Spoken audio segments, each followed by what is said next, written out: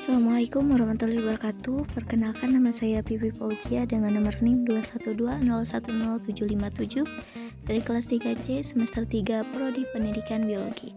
Baik, di sini saya akan memenuhi salah satu tugas histologi, yaitu mempresentasikan tulang terspesialisasi. Nah, di sini saya akan membawakan dengan judul tulang rawan. Nah, apa sih tulang rawan itu? Tulang rawan merupakan jaringan ikat penahan berat yang relatif padat tetapi tidak sekuat tulang. Dalam kehidupan pasca lahir, jaringan ini hanya ditemukan pada dua jenis tempat sesudah tidak tumbuh lagi, yaitu pada sejumlah bangunan tulang rawan ekstraskeletal dan terdapat dalam tubuh pada persendian. Pada tempat pembentukan tulang rawan embrio, sel-sel mesenkim menyusutkan cabang-cabangnya dan mengumpul dalam agregasi padat yang dikenal sebagai pusat konderifikasi. Kemudian pertumbuhan tulang rawan. Dalam perluasan pusat konderifikasi, pertumbuhan terjadi melalui dua mekanisme yang berbeda, yaitu yang pertama pada pertumbuhan interstitial dan kedua pertumbuhan aposisional. Pertama, pertumbuhan interstitial. Salah satu cara pertumbuhan tulang rawan ialah melalui pertumbuhan interstitial. Dengan kata lain, walaupun kondrosit muda telah terbenam di dalam matriks tulang rawan, sel tersebut tetap dapat membelah, kemudian masing-masing sel anak menghasilkan matriks yang mengakibatkan matriks tulang rawan secara keseluruhannya mengembang dari dalam. Di bagian dalam tulang rawan yang berkembang, sel-selnya untuk waktu tertentu masih dapat membelah.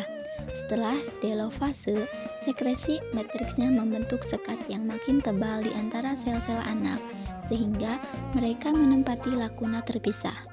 Sel-sel ini pada gilirannya kemudian membelah, menghasilkan kelompok 4 kondrosit dalam lakuna bersebelahan.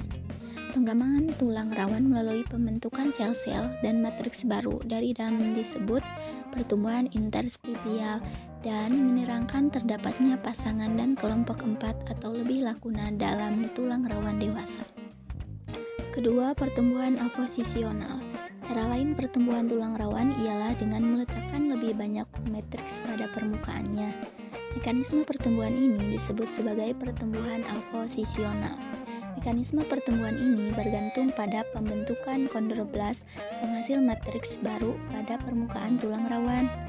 Nah, mesenkim yang mengelilingi tulang rawan memadat membentuk perikondrium.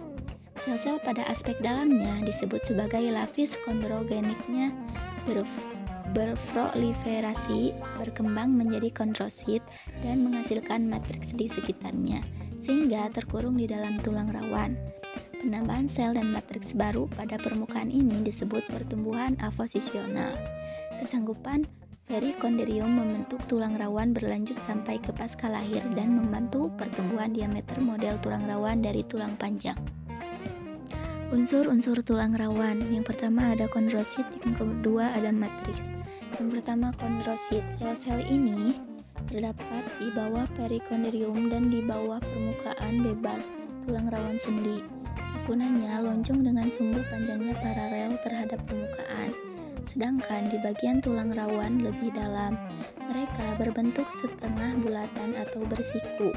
Pada tulang rawan, hidup mereka menyesuaikan diri dengan bentuk lakunanya. Namun, pada sediaan histologik, mereka sering berbentuk stelata akibat pengerutan dan retraksi permukaannya dari dinding lakuna. Inilah atribut pembuatan sediaan yang kurang nampak pada sediaan untuk mikroskop elektron. Namun di sini pun mutu pengawetannya kurang ideal. 2. Matriks tulang rawan. Matriks tulang rawan pada dasarnya merupakan sel amorf bervagas dengan susunan makromolekul khusus. Sel ini terdiri atas proteoglikan, sedikit protein dan glikoprotein. Di dalam gel ini tersebar serat kolagen halus yang dibentuk oleh kolagen tipe 2. Serat kolagen halus ini cukup kuat karena hanya berdiameter 10 nanometer sampai 100 nanometer. Perkiraan kandungan kolagen minimal dan maksimal pada matriks tulang rawan ialah 40% dan 70% berat keiringnya. Namun masih ada variasi sumbunya, lebih kurang setengah dari matriks organik terdapat berupa gel yang terutama terdiri atas proteoglikan tulang rawan yang hidrofilik kental. Kemudian ada jenis-jenis tulang rawan yang terbagi menjadi tiga. Yang pertama ada tulang rawan hialin, yang kedua tulang rawan elastis, kemudian yang ketiga tulang rawan fibrosa. Selanjutnya nutrisi dan perbaikan tulang rawan. Tulang rawan tidak terdapat pembuluh darah intrinsik, saraf, dan pembuluh limf. Bahan makanan, oksigen, dan buangan sel harus merembes melalui matriks secara difusi dari perikondium. Avaskularitas mengakibatkan lambatnya proses metabolisme pada tulang rawan dewasa dan juga perlambatan atau penghambatan respon terhadap kerusakan atau cedera. Selanjutnya pencakokan tulang rawan. Epidermis dan tulang rawan keduanya merupakan organ avaskuler dan sering dapat ditransplantasikan dengan berhasil. Tulang rawan dapat ditransplantasikan dalam satu individu yang sama. Pencakokan tulang rawan antara individu juga dapat dilakukan seperti pada perbaikan tulang rawan hidung dan telinga. Tulang rawan yang akan dicangkokkan harus terus hidup sebab tulang rawan yang sudah mati akan diresorbasi oleh tempat dicangkokkan. Kemudian cangkokan juga harus bervaskularasi baik untuk memasok kebutuhan makanan. Klasifikasi tulang rawan. Klasifikasi selalu terjadi pada tulang rawan. Hal ini untuk mempersiapkan tulang rawan digantikan menjadi tulang pada waktu yang tepat dalam pertumbuhan individu.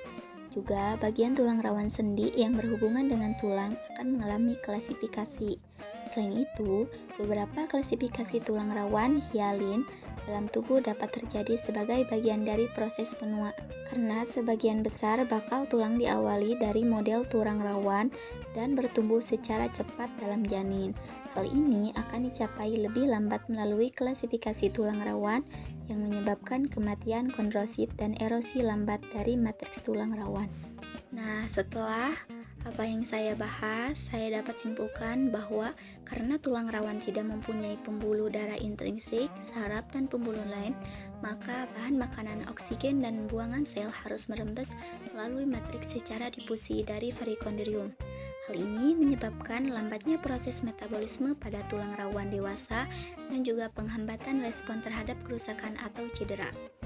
Matriks tulang rawan memungkinkan menahan kekuatan kompresi besar pada sambungan antara tulang penahan beban dan pada waktu bersamaan memungkinkan pertumbuhan memanjang tulang panjang tungkai.